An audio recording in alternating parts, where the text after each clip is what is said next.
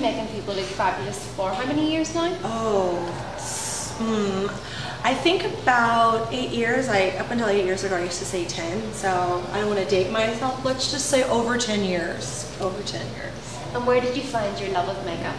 You know, I'd have to say my grandmother. My grandmother used to have this ridiculous vanity, and she had like waves and big eyelashes and blue eyeshadow, and she used to use a lot of Avon. So it was way, way, way back during the 60s. And as a little girl, I would sit and play at her vanity. I didn't even want to play with dolls. All I wanted to do was just play in her makeup all day.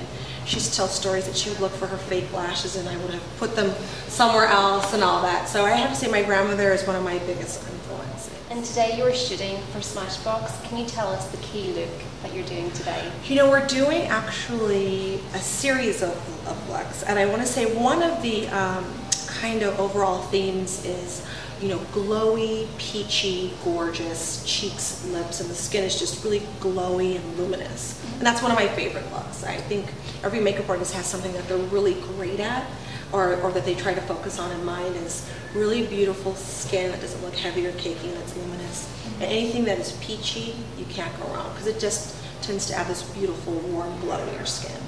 Is there any key products that we'll be rushing out to buy after today? Oh, let me see. We have our new Brow Tech to go. I'm a brow girl. I love your brows are fantastic, by the way.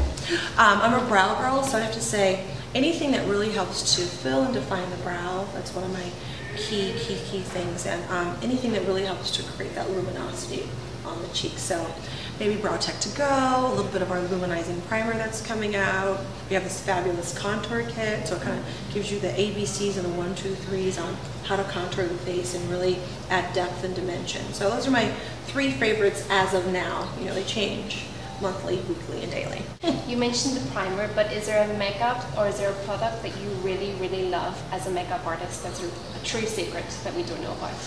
Let me see, what are one of my true secrets? I mean, everyone knows about primer. I mean, I can't do a makeup without primer, and it's one of those things. Before I worked at Smashbox, they're the primer authority, and I didn't really know about primers before I started working here.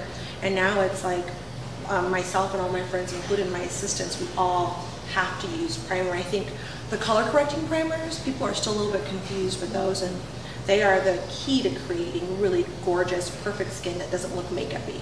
And that's something that I just love. I would love for every woman to kind of grasp that, how to make their skin look fantastic but not very makeup.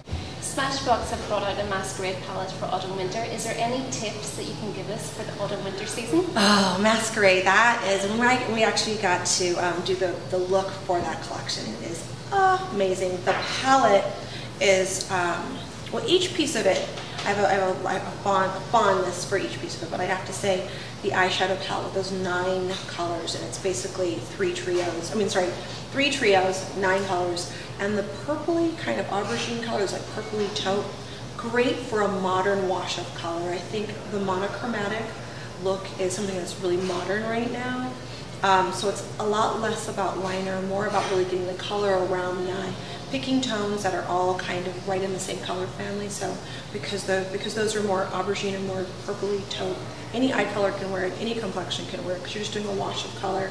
Then you add on that gorgeous creamy cheek color, a little bit of like mauve-y or rosy tone to the lips, and it's basically all the colors mix and match, which is great, and each one of them complement the other, so you just can't go wrong. That collection is actually one of my favorites. So autumn-winter is all about the eyes, but what about the lips? Can we still play with lips? Or? You can still play with lips, but I think they're a little bit more pared down. I think the rule of thumb is if you're ever going to do something a little bit more bold, or maybe even a little bit different on the eye, you want to pare down the cheek and lip. I think one of the things I know as a makeup artist, your eye color can be whatever. If you want to do blues, you want to do greens, you want to do grays, that's fantastic. But your cheek and your lip should always be in the same color family, either all warm or all cold.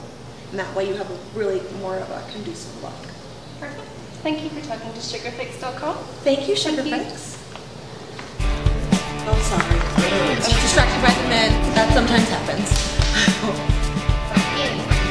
Hello, Sugarfix.